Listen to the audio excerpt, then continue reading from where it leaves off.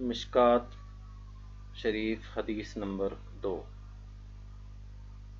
حضرت عمر رضی اللہ عنہ بیان کرتے ہیں کہ ہم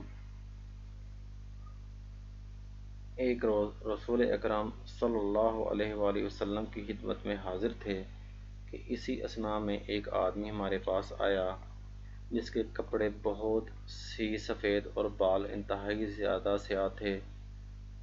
اس پر سفر کے آثار نظر آتے تھے، نہ ہم میں سے کوئی اسے جانتا تھا، حتیٰ کہ وہ دو زانو ہو کر نبی اکرم صلی اللہ علیہ وسلم کے سامنے بیٹھ گیا اور اس نے اپنے دونوں ہاتھ اپنی دانوں پر رکھ لیے اور کہا، محمد صلی اللہ علیہ وسلم، اسلام کے متعلق مجھے بتائیں۔ آپ صلی اللہ علیہ وآلہ وسلم نے فرمایا، اسلام یہ ہے کہ تم گواہی دو کہ اللہ کے سوا کوئی معبود برحق نہیں، اور یہ کہ محمد صلی اللہ علیہ وسلم اللہ کے رسول ہیں۔ نماز قائم کرو، زکوٰۃ ادا کرو، رمضان کے روزے رکھو، اور اگر استطاعت ہو تو بیت اللہ کا حج کرو۔ اس نے کہا، آپ نے سچ فرمایا۔ ہمیں اس سے تعجب ہوا کہ وہ آپ سے پوچھتا ہے اور آپ کی تصدیق بھی کرتا ہے۔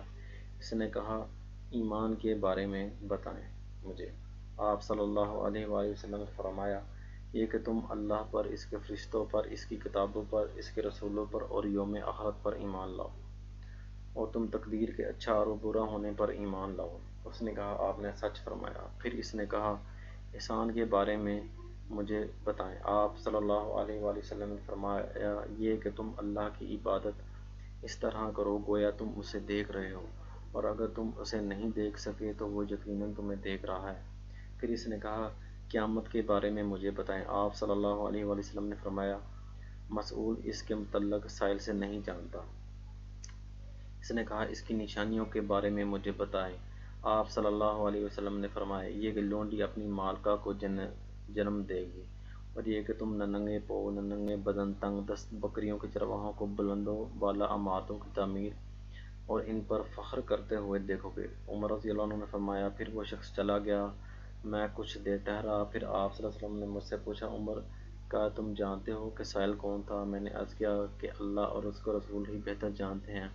آپ صلی اللہ علیہ وسلم نے فرمایا، وہ جبریل علیہ السلام تھے، وہ تمہیں تمہارا دین سکھانے کے لیے تمہارے پاس تشریف لائے تھے۔